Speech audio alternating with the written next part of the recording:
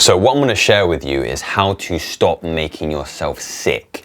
And a lot of the information I'm going to relay to you here comes from studies done on patients with PTSD and a lot of research in that kind of area, and how we can draw parallels and some distinctions between such severe cases as that and our own mental neurosis. So it was thought that PTSD described an event in someone's past experience which has been so traumatic that the mind cannot disidentify with that event and come back to a state of equilibrium.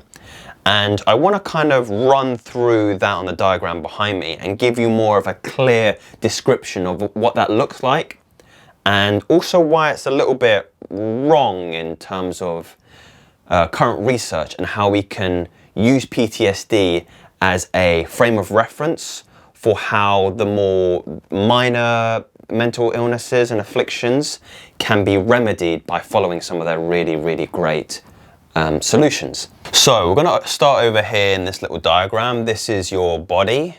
You've been hitting the gym. And this is your mind. And under here we have thoughts create feelings. Now this is really the meat and bones to understanding how we make ourselves sick, because the mind is a time machine. It can take you into the future. This is when we plan things. And it can also take us into the past, or get into the past by just a moment. What I'm trying to describe here is that you can use your mind, your thoughts, to create a physical sensation in the body. I can show you what I mean by a little thought experiment. Think back now to an event in your past whereby you felt a particular emotion, let's say. Let's take embarrassment. Embarrassment's always a fun one.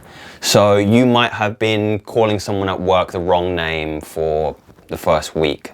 And once you realize that you've been doing that, you can feel the same sensory feelings if you focus on that event intensely enough. Your hands might start to get clammy. You might feel that heat behind your ears and underneath the collar. You might get dry mouth. These are visceral feelings that you have created just by thinking it, just by bringing your thoughts back into that moment. You're a time machine. You've traveled back into that past event where you felt so embarrassed by something. It's not happening to you now. In this moment now, you're sitting down, you're enjoying this lovely video.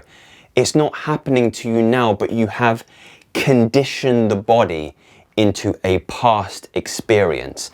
And this is where we come over here. So, physical sensations felt in the body, and the heart is supposed to represent the feeling of that. So, we have the mind, we have the thoughts.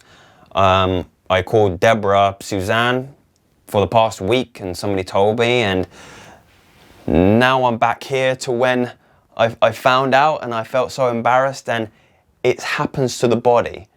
That heat, those sensations again start to happen in the present moment, in the now. So let's put this all together in terms of PTSD. We have our individual here has experienced a horrific event in their life. It could be sexual abuse, it could be some kind of violent trauma. They are thinking about it, they're harboring those thoughts, they're rehearsing that mentally over and over again. And as we know, those thoughts are going to create feelings. So we're brought all the way over here into the past, into the physical sensations felt in the body. So this is why I say, and I preface this video by communicating that it's a little bit incorrect to say that people who have post-traumatic stress disorder are only thinking about these horrific events in their mind. They're not only thinking about them, they're feeling them. They are really back in the past, in that moment where they're being abused, where there are acts of violence happening to them. And the body doesn't know the difference between sitting calmly at a desk and when you're thinking about these things. It's feeling, your heart is going, your body is sweating and clammy, your guts are twisted and constricted. You are not in a good physical balance at all. It's really interesting. When I studied English literature, you would come across these phrases: gut wrenching, skin crawling. These are visceral somatic sensations. They're real. We have all felt the pain of heartbreak. It's not a depressive thought. It's not a emotion felt just on the head level.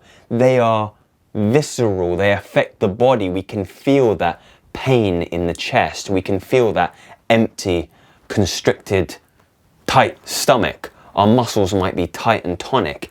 And we have to understand and start appreciating that these thoughts have the power to physically make us ill and really, really sick. So the cure to PTSD, I don't want to say cure, the management of post-traumatic stress and other kind of ailments, anxiety, depression, I will do in another video, but I want to first give you the initial steps you should be seeking if this is something that is really affecting your life. If you're feeling those physical sensations by thinking yourself back into the past. A practical element, meditation. Now, meditation is not woo-woo. There has been a lot of scientific research done on this because it cultivates mindfulness. Mindfulness is just another way of describing your awareness, cultivating your awareness of your body. We need to get into a pattern of recognizing when these physical sensations show up. We need to start relating and having a relationship with our body when our knees are getting weak, when our muscles are becoming tight and tonic, when our jaw is clenched, when we get goosebumps, when our hands get clammy, when our mouth gets dry. When you start recognizing these physical sensations in the moment, then you can start to undo them. But first, we have to recognize them. And that's the first tip I would give you. And I will explore this in a later video because it's fascinating and I'm here to give you value. So if this concept of post-traumatic stress and how to make yourself unsick, or recognizing how you make yourself sick, resonates with you and you really value it, please like, subscribe, and I would love to hear from you in the dialogue below.